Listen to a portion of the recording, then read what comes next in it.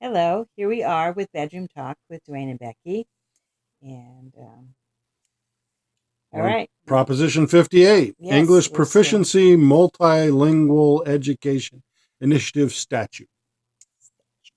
So this preserves the requirement that public schools ensure students become proficient in English. So I assume this is for those that are non-English speaking people. Which is more than half the people in LA LA County County, speak some other language at home. yes. Um, so I don't know. Why don't you give them some background on this? Well, it's been an issue back and forth for quite a while. Years ago, they started pushing for bilingual education. They were finding that children that were in school that couldn't speak English were falling behind. Uh, and they said that they need to be able to be taught in their own language. And so they had bilingual education with the idea that, well, they'll be taught in both languages and they'll learn English.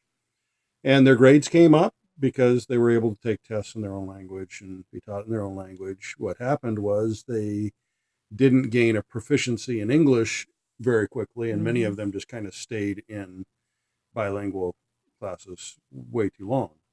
So then there was a push the other way, which is where we are now, Yeah, to just do immerse them, immersion, immerse them in the uh, which many people say is classes. if you want to learn a language, that's the way you do it. You go to another country where they speak the language and where you have to learn it, and will learn it quickly. So that's the current situation. They still do bilingual education. Parents can, opt specifically for it, but not nearly as many as they had done in the past. Now this is kind of the pendulum swinging back. It's saying that it's for, they're going to have let each district choose what they think is the best system and meet with parents and experts and teachers and such and decide what they want. Mhm. So, what do you think? Well, I think on the one hand is that we do live in America and we do speak English, and I feel sorry for those that do come to our country, especially the young kids, um, and they don't speak the language, and mainly because they don't speak English at home. So it makes it a bit difficult. Um, so I can sympathize for them. Said sympathize or empathize? That that it's going to be a struggle for them to learn. But yet again, the best way for you to learn is just to be immersed in it. Because whenever I cross the border and I go into Mexico, as much as I would like to be able to try and find somebody who can speak English, I do my best to talk the language when I'm there. So it's kind of like, okay, if you're in Mexico, you try and speak their language. When you're in America, you need to learn to speak the language here. Yeah, I mean, if you obviously they eventually learn. It's just they maybe are not I think becoming as quick as they could be in an immersion when they right, have the yeah. opportunity for bilingual.